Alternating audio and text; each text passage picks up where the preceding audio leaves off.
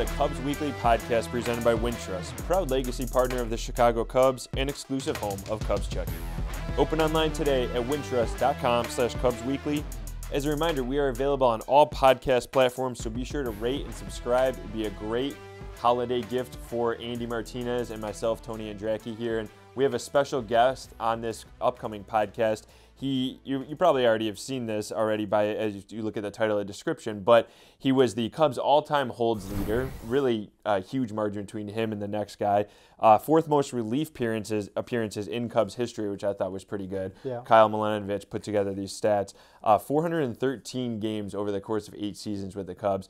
But Pedro Strop will be joining us in a bit. And Andy, as you look back at his career, like what stood out to you most from Strop's time with the Cubs? I think it's the longevity. I felt like you kind of almost took him for granted, right? Like, all right, you're the 7th, 8th inning guy, Pedro Strop, whatever. That doesn't happen. We see relievers, maybe they're good for a year or two, and then they kind of fall off. So the really good ones that kind of stick around, and he stuck around. And it's easy to forget how good he was until you say those stats, and it's like, wow, yeah, that's right. He was good every single year. Yeah, I mean, really the fact that he had a 2.88 ERA over his career, it's third best among, relievers with at least 250 appearances. Only Bruce Sutter, Lee Smith were better than that. So that is incredible. And really, you just don't see that nowadays. You don't see guys who post up consistently. And he pitched 7th, 8th, 9th inning roles, like high leverage. He wasn't a 5th inning guy or a long reliever, but he was with the Cubs for a long stretch. Yeah. And normally you see much more turnover in the bullpen. So, yeah, I thought that was always incredible about Strop. And he's a guy that, as he says, too, coming up, he's still trying to pitch next year. And he still wants to be out there competing. And, I mean, we heard some amazing stories from him just about competing in general out there, including the 2018 wildcard game. So let's, without further ado, let's hear this interview that we had with Pedro Strop. All right, we're back here on the Cubs Weekly podcast. Tony Andracki joined by Andy Martinez, and we're both joined by a very special guest, the Cubs all-time holds leader, one of the greatest relief pitchers in the organization, Pedro Strop. Pedro, thanks for joining us, man. Hey, thank you guys for inviting me, man. What have you been up to the last couple of years? Obviously we know that you played with the team very recently, including in 2021. But what's the last year plus been like? And we know that you've kind of started your other career as well as a recording artist. But just tell us a little bit about what you've been up to the last year and a half or so. Yeah, man. I've been playing still. It's a little confused because a lot of people think I'm retired, which I'm not. I went to Mexico. Last year I went to Mexico for a bit, for like a month and a half. Threw the ball well over there, and then I came and pitched and win a ball, which I'm talking about last year. This year I didn't play. I didn't want to go to Mexico or anything like that. So I stayed home with family. Well, I was practicing and throwing bullpens and light BP, and to be ready for winter ball this year, which I am pitching with the Escogido. León de Escogido here in Dominican, and I'm throwing the ball well, and I'm still planning to pitch in 2023. Pedro, when you came up, when you first signed as a professional, you were originally a shortstop. When did you kind of realize that you could kind of make the shift as a shortstop to a pitcher? Yeah, I wanted to do it because I was having a really, really tough time to recognize pitches. So I was striking out a lot. And I was like, man, I got a good arm, and I can throw a split finger, I can throw a slider, so I think I can make as a pitcher. But the Rockies organization by then, they didn't want me to put me in the mounds yet. They said that they believed that I could be a really good shortstop, and they really believed that I was gonna hit. And at some point, I was gonna figure it out, but one time they said, okay, we're gonna listen to you, let's do it. And it worked out really good until I had a little bump on the road, which I have a stress fracture in my right elbow, and where I have to go to surgery, and they put a screw in there. So I lost a year doing rehab and all that, but everything after that worked out really well. Do you wish you had an opportunity to hit more in the big leagues? We know, obviously, you had a few chances, and then we found a clip of you taking Anthony Rizzo deep at a workout at Wrigley in 2015-16. But do you miss wishing that you had a chance to hit more in the majors? Definitely, yes. I was always chasing an opportunity to swing the bat. But I mean, I have couples. I didn't get a knock. I didn't get a base hit, but hit the ball really well. I remember against the Pirates, I hit a rock to center field, which my cousin was surprised. He was like, he gave that weird, he gave that weird face, like, oh. And then the only knock I got was against Rizzo. He said he was choking me out. I was like, no chance, Rizzo. I smashed that fastball, 86, 85. I smashed that thing. And he didn't believe me until I hit a homer against him. So you remember that vividly? Like you remember that interaction with Rizzo and him talking smack and then you taking him deep? Yeah, of course, it was the whole season. He was like trying to like whole season talking like, let's do it, let's do it. I was like, no, after the season, the day we're going to the field to pack, that day we'll do it. And I remember that day I was just packing my stuff, and he came to my locker, Pedro, I'm ready. I was like, I don't want to do it, bro. I'm like sore back and all that, long season. And he's still like, let's do it. I was like, okay, all right, let's do it. He just threw 2 pitches, and I caught him. That's awesome. What did he say afterwards? Did you have the smack talk to him? He gave me the I think with the bat. He signed my bat. I still have that bat here at home. You came up, struggled with the Orioles, and then you got traded to the Chicago Cubs. What kind of changed? Because once you got traded to the Cubs, it kind of seemed like everything started working out. You kind of figured things out. What did you change? What kind of happened in that season when you were traded to the Cubs? Yeah, I think after the World Baseball Classic, it was a weird. I don't know what happened. Like all the guys that pitched a lot in that World Baseball Classic, it was me, Fernando Rodney, and Kelvin Herrera.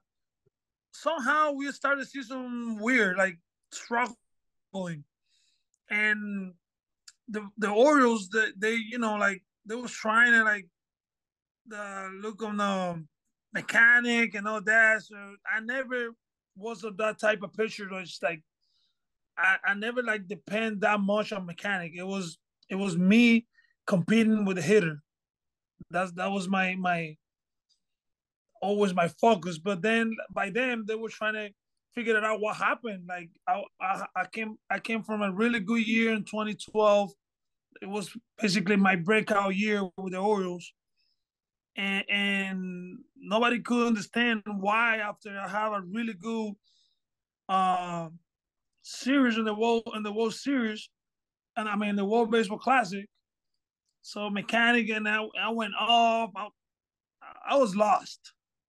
And then when they traded me to the Cubs, I remember I went to the office with They'll Swing, and they showed me some video when I was good. I was like, listen, when you were good, you were doing this, and that. We just want you to do what's comfortable for you and compete, and that was it. Like I was just there competing, and everything just started changing.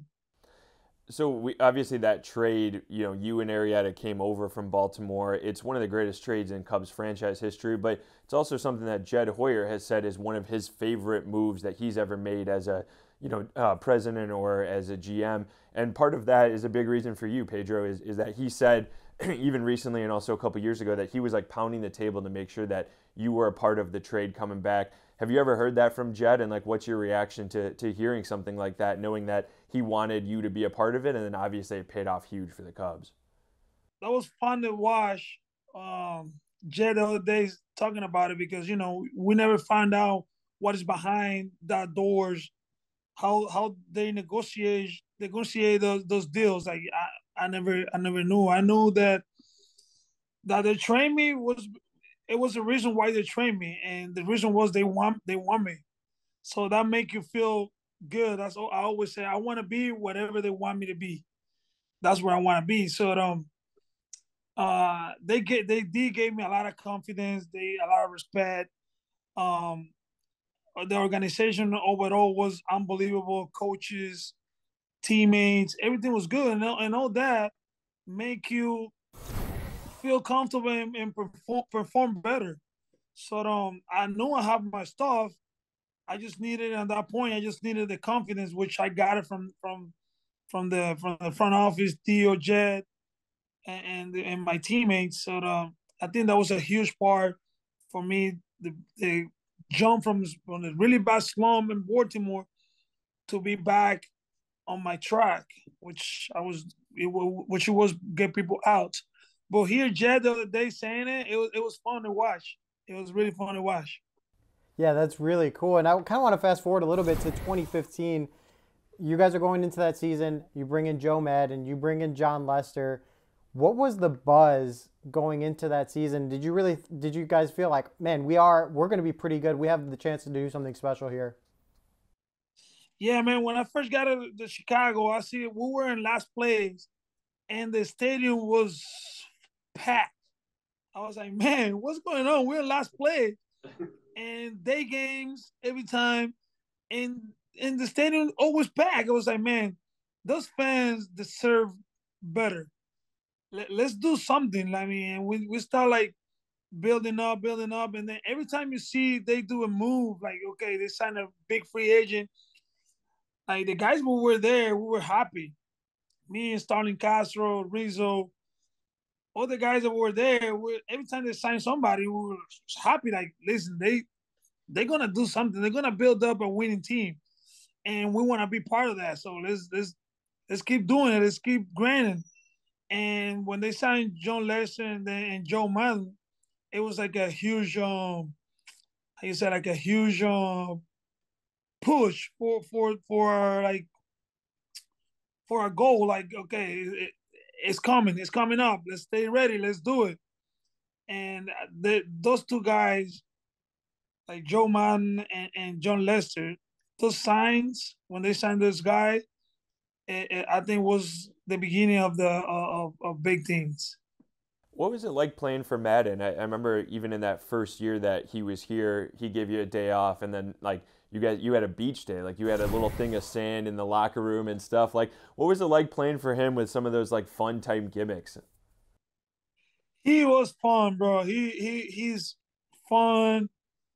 I have no. I mean, I don't know how to describe. He's fun. He's positive, and that day I remember he was using me a lot. I was pitching a lot. Like 3 days, 1 day off, another 2 days, and then they say, "Oh man, tennis shoes next day, tennis shoes." And I remember I put my tennis shoes. I mean, I got to the field, which I got a little later than usually because I was like, "Okay, I'm not pitching tomorrow. I'm not." So let me get a little more time in bed. And when I got there, I saw that in my locker. I saw like the sand. I saw like shares, two presidentes. I was like, oh man, that's cute. And that was him saying that, okay, it's my bitch day. It's the day off. That was funny. That's awesome. Pedro, you were a guy that when you're out there on the mound, you have a big moment. You weren't afraid to show the emotion. Is there a celebration whether it was an out or a strikeout that you had that was your favorite? What comes to mind there? Yeah, man. Like sometimes, like I think I said it before also in other interviews. Like sometimes when I see videos of myself, I was like, man, this is me. Like it's something that it comes out like you didn't even plan to do it. It's come out automatically. And like I remember my best one was on a work hard game against the Rockies, and I was really excited and pumped up because I was hurt. I had a really bad injury on my left hamstring, and then they were saying like, listen, you cannot be on that roster because you're still hurt, and we're gonna make sure you're good for the next round. I was like, but what about if they're not a next round? I want to make sure I can help my teammates to get to that next round because I know if they get to that next round, I know it's gonna be a tough team to beat. So I wanna be in that roster, and then I push until they say, okay, yes, let's do it. I threw a couple of bullpens, and I was hurt. I was hurting, and finally they say, okay, yes, you're gonna be in the roster, and then he came out the opportunity on the ninth with a tight game, which I had to come in that game, and I was already pumped up, like jogging to the mound. I was pumped up, and when I got that third out with a strikeout, I was really like satisfied. I was really happy that I was giving my team another opportunity to win that game to pass to the next round. And I remember we lost in the extra inning game in the extra innings, but at the same time we gave what we could. I mean, we gave 100% of 100%, and that's why I remember that one like the most excited one. I couldn't even walk the rest of the game in the club. I was limping and it was hurting, but it felt good. I gave everything for that team. Pedro, given the circumstances, was that one of the toughest games that you had to pitch in? Just given that you're so hurt and that it's do or die game, was that one of the tougher games you had to pitch in? Definitely, and not because the tie game in the nine and the wild card game. It was just because I knew I wasn't 100%, and I knew I was really hurt, not sore. I was really hurt, and I knew, and I I lied to them, like saying, "Oh yeah, I can." I mean, I'm good. I'm good. I'm good. I'm not 100%, but I'm good, which I knew I was really hurting, Yeah. and but I also knew that I could compete in a high leverage situation. Which when you get to a high leverage situation, there's a certain level that you can deal with pain if you get to that level, like to level of a leverage. So I know myself. I was like, listen, if I get to the game, which is 1-0 in the nine, and I have to come to save the game, I'm gonna be able to save it because I know my adrenaline is gonna take me to the level, and I won't feel the pain until I get out of the game, and it happened just like that. Would you have been able to pitch in the next round if you guys advanced that year, or were you still that hurt? I don't think so. Like Wow. if we're gonna go to the next round, I wasn't gonna be able to pitch. Wow, that is impressive for sure. I mean, just even that injury when that happened in like mid-September of 18, like you're running the bases, was that instantly what went through your head? Because you guys were obviously in good position, the standings and stuff, and had a tough schedule. But did that come in your head at first? Was like, bam, like now I might not be available for the playoffs? Yeah, man, it definitely came to my mind, and it was tough because like when they gave me the opportunity to swing the bat, they told me like, listen, David Martinez and Joe, they told me like, listen, you're not running. You swing the bat and just jog to first if you have to jog. And I was doing it. I hit the ball the third, and I was just easy jogging to first. But then my Witter was their catcher. Somehow he couldn't find the home plate or something. I just felt like the throw was like taking a lot to cross to first. And then I kind of looked back, and I was okay. I think I'm gonna beat it. And then that's when I tried to run, and that's when I hurt my hamstring trying to be the throw to first. So that's what I'm talking about. Adrenaline take you to the level. Like even I got told like you're not running. There was a point that I said, okay, I can beat that throw, and it's not gonna be a double play. And that's when I got hurt.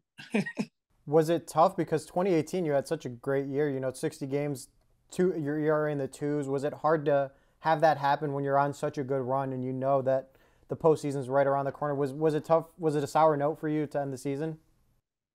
It was really hard mentally. Like I knew I was like, man, they told me not to run. Look now. Now I'm not. I was trying to help him to be the double play, like maybe to give another chance my teammate to get a couple of more runs in the board. And now I'm gonna be in a DL dealing with a hammy, and mentally I was really down, but like at the same time I was like, listen, you do what you need to do and get back. And get back, and you're gonna be able to be in the playoff. And then I really focus on my rehab and all that, but still, it was too damaged. Rewinding back a little bit to some of the happier memories, and especially in the playoffs in 2016, like before that season, the Cubs added Jason Hayward and brought back Dexter Fowler, Ben Zobrist was added. Like, you guys obviously were coming off that big 2015 beating the Cardinals in the playoffs, going to the NLCS. Can you take us inside what that clubhouse was like in 2016, what it was like? Was it World Series or bust? Like, how was it around you guys, and what was the level of confidence knowing or thinking that, hey, we're going to end the Cubs championship drought and we're going to win this thing? Yeah, man. Some point, like we thought that 2015 was the year. We were like really tight. Our clubhouse was like the way it was for a long time. Everybody was unique. Everybody like respecting, respecting everybody, each other. It was like it was a perfect clubhouse. We were just depending on whatever happened in the field, which we were doing a good job also in the field. And we got beat by the Mets, I guess. Yeah. Yeah, and we really thought that was gonna be the year, and then we swallowed that one. We came back next year saying, okay, let's pick it up, and let's turn that year like that's gonna be our year.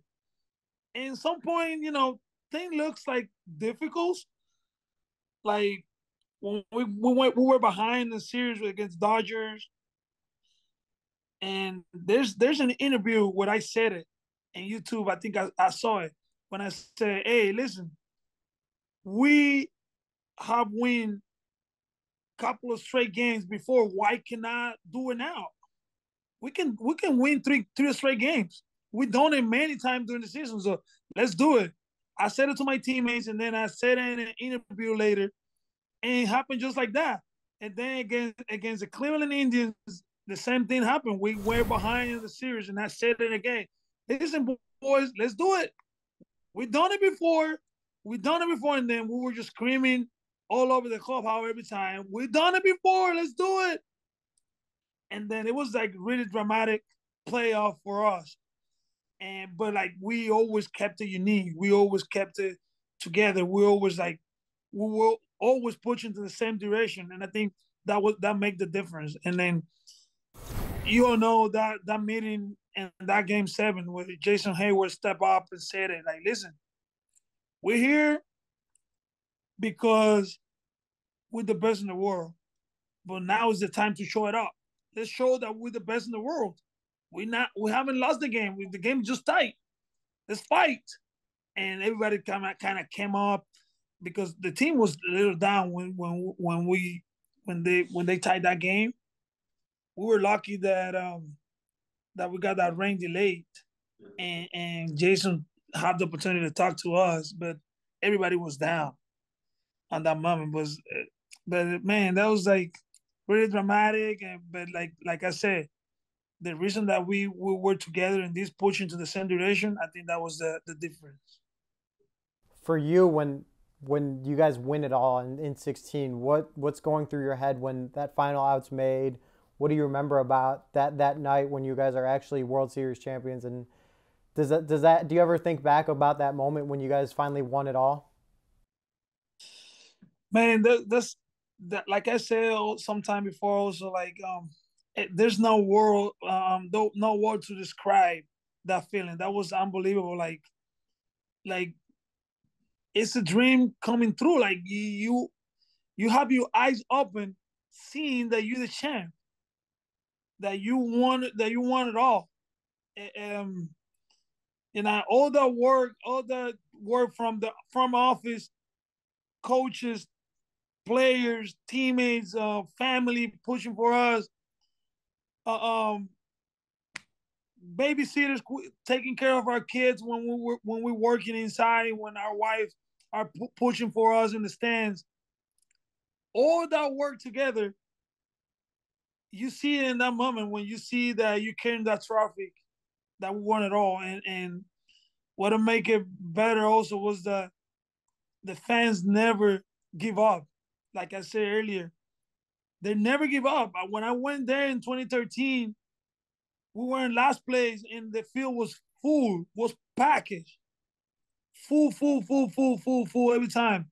Those bleachers, everything. So well deserved for the fans, and it was unbelievable, man. It's still like I'm still go to bed and look up and like, listen, I'm a part of a huge history in Chicago, and it was 108 years without winning one, the longest ever. I don't know, correct me if I'm wrong.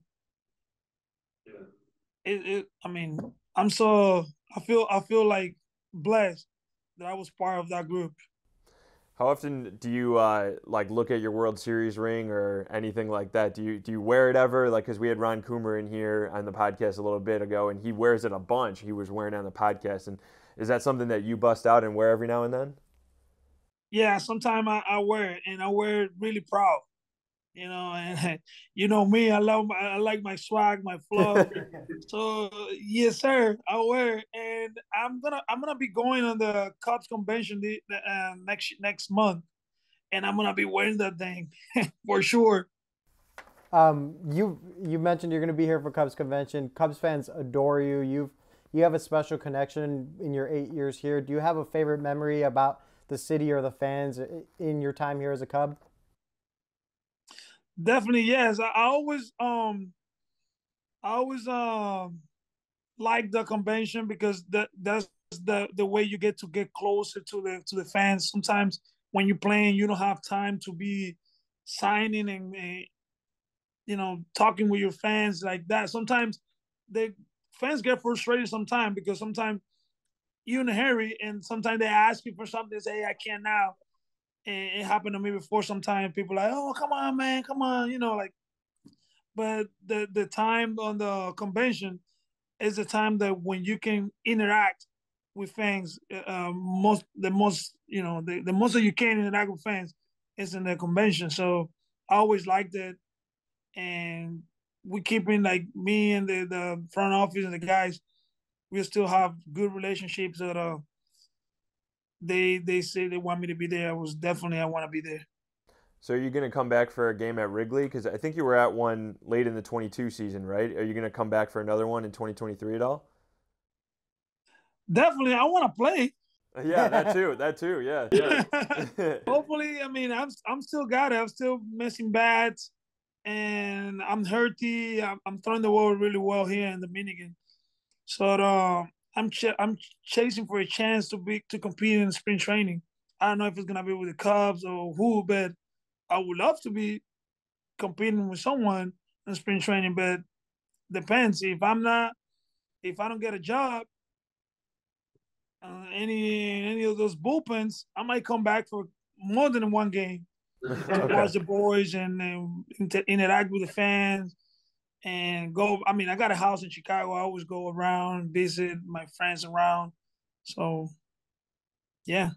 When you're talking about pitching, one of the questions I always ask relievers is what's the main difference between closing or being like a setup guy, pitching in the seventh or eighth inning? For you, you did both, and you did both here at Wrigley, like you said, with a packed house. What was the major difference for you between those two roles, getting the last three outs or pitching in the sixth, seventh, eighth inning? Yeah, I mean, closing games, the difference in closing games and pitch 7, 8 innings is like if you pitch in the 7, 8 innings, you don't have a chance to kind of think much. You get there right on the and like in the fire. Like, okay, sometimes there's two men on base, you gotta get ready to go there. And but like for me, the difference in the nine was like you know that you're winning the game. And you know when you win the game, you're gonna be pitching. And then sometimes you could put a little pressure on yourself because knowing that all the work that your teammates have put in that game is on your hands now on the ninth inning. You don't want to mess it up. Instead of in the seventh inning, even if you give up a run, the game is tight. The boys still have another two chances to win the game, which it's all about winning. So in the nines, if you give it up, give it up. So I think that's a little difference. Like you could put pressure if you throw in the ninth inning, but for me, it was something that I was able to handle. Like, listen, just make your pitch to compete with the hitter. That's the simple that you can do it. Pedro, for the fans watching at home on the video form of the podcast, we can see your hat to the left. Where did the hats to the left start? How did that kind of come about, and why did you start doing it? Yeah, I had to explain that a lot because sometimes, I mean, on the beginning when I first got to Chicago, people was saying like saying that was disrespecting for the game, and I have to talk about it because I never mean to disrespect the game or nobody at all. It was just a bad habit that I created somehow. I don't know how, to be honest. Like when I first got to the big league with the Rangers, I remember I even got fined a couple of times with like the pitching coach, Maddox. She's a pitching coach for the Cardinals, I guess. Yeah. Yeah, he just actually went back to Texas. Yeah, he was my pitching coach when I first got to the big league with the Rangers, and I got fined a couple of times because of that. And I mean, there was a time when I told him, "Listen, you're gonna have to stay with all my money because I can put it straight, but then after the pitch, always I go, pitcher always goes somewhere when they throw a pitch. So that was my go-to after a pitch. Like every time I go and grab my hat, and the hat automatic going to the left side. And when he finally saw it that it wasn't something that I wasn't like doing it on purpose, they let me alone. Like I remember Adrian Bertrand in third base also. He always say like, "Hey, put your hat straight." And then I explained to him too, and then he was just doing it, but like not seriously. He was doing it just to mess around with me. And but like yeah, I never mean to disrespect nobody, disrespect the game. It's just a bad habit that I create. Just I don't know how. Well, you mentioned Beltre. That's kind of a good lead in here, and we can finish on a fun one, Pedro. Who was one of your favorite teammates, either with the Cubs or elsewhere in your career, and why were they your favorite teammate? Man, I want to stay neutral with that because I have a lot of good teammates. All right, who are your favorite few then? I can mention a couple of names, but like first Jason Hayward, Nelson Cruz, Adrian Beltre, uh, what I mean, I have Javi Baez, Stalin Castro, Anthony Rich. I mean, I have a lot of good teammates. I mean, I want to stay in the middle with that because it's going to be a lot of names.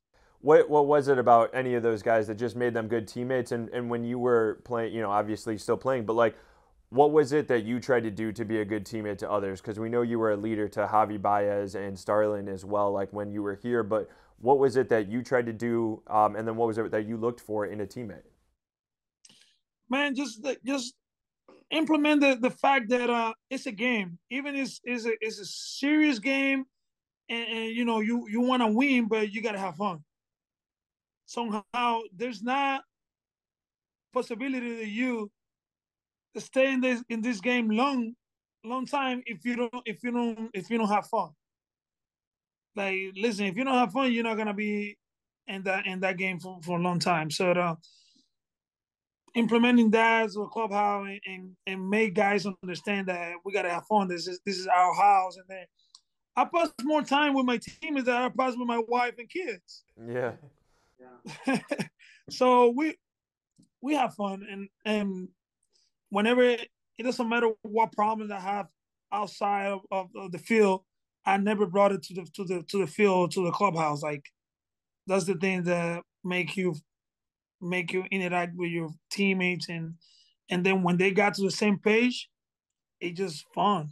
Police ourselves, you create respect. Like police ourselves, when I do something wrong, they didn't have any fear to come to me and say, "Hey, Pedro, I think you cannot do that. You got to do it that way." And the other way, me saying it to one of those boys, like with no fear that I'm gonna get any crazy answer back or something. Oh yeah, my bad, or or if we have to discuss why it's not a good thing to do and that time or that particular time or whatever, like you create that respect, that family, and that's what create good teammates. Well, Pedro, this has been a blast. We really appreciate you hopping on here on the Cubs Weekly Podcast. We hope to see you at Cubs Convention soon, and then back at Wrigley, either pitching on the mound or in the stands. However, we definitely want to see you, and I know Cubs fans would love that as well. Hey, thank you guys for reminding me, man, and I'll be here if you need me anytime. Sounds good. Thank you, man. All right, man. Get your Wintrust exclusive debit card. Get your Cubs card. Ooh, I'll take one. How much? Actually, they pay you $300. You heard right. Get a $300 bonus when you open a Cubs checking account with Wintrust. Enjoy all perks and purchase with pride every time with your Wintrust Cubs debit card. $300? What? I'll take a card. $300? Get your exclusive card at wintrust.com/Cubs. Only $100 required to open. No monthly minimum balance and no monthly maintenance fees. Member FDIC and equal housing lender. All right, that was an awesome chat we had with Mr. Pedro Strop. And Andy, what stood out to you most from our discussion with, like we said, one of the greatest Cubs relievers of all time? I think it was the 2018 story with the wild card game where, he was saying, I'm okay, I can pitch. My hamstring's not that bad. And he was saying he was really hurt. Players at this level know the difference between playing sore and playing hurt. And he said he was playing hurt. And he was committed to try and get his team into the next round. And to me, the biggest thing, the biggest takeaway was him saying, had they advanced, he would not have been able to pitch. I thought that was, I did not know the extent of the injury, and I thought that was pretty remarkable. Yeah, I remember just covering the team, and that was such a hectic stretch. They had to go back because of a hurricane in the D.C. area. They had to go back to play a game, and I was actually in the original series in D.C. I was out there covering, and we had something close to 15 to 20 hours of rain delay time in what was supposed to be a 4-game series. They go back. He gets hurt running down the first base line. They were playing on, I think, a random Thursday. There was supposed to be an off day. It just was a mess all across the board. Obviously, he was one of the Cubs' best relievers at that time. He closed a bunch of that year. So I do remember him coming back in the wild card game and being almost Schwarber-esque in terms of Schwarber in 2016. And he pitched and performed well. It obviously had a different outcome for the Cubs. But I loved hearing Strop talk about just some of the stuff in his interactions with teammates, including how he took Anthony Rizzo deep once from, they were talking trash to each other all year, and then Rizzo goes out there, and a day where Strop already said that he was feeling kind of sore. Sure enough, he ends up taking him deep at an empty Wrigley Field. So I just thought that was really cool, and it kind of showed his personality, but also going back, there's so many moments that Strop had that Cubs fans, I think, will remember so well, in 2018 or in 2015 homering off of Rizzo, or just getting big out in really what was the greatest stretch of Cubs baseball in franchise history. And doing with the charisma and a swagger that is kind of unmatched. And to hear him say, he doesn't remember some of the celebrations. Oh, was that me? I don't remember doing that. That I thought it was another good nugget too. Yeah, it was definitely fantastic to catch up with him. And as he said, he'll be at Cubs Convention. So anybody who's still looking for tickets, definitely check that out in January for Cubs Convention 2023. And we'll probably see him at Wrigley at some point next year, either as a fan or maybe pitching, because he's still talking about a comeback. So, but yeah, that was awesome. And that'll do it for this week's edition of the Cubs Weekly Podcast presented by Wintrust. Don't forget to download, subscribe, and rate the podcast on Spotify or Apple Podcasts or wherever you get your podcasts. And check us out in video form on the Marquee Sports Network app and YouTube. Thanks for tuning in.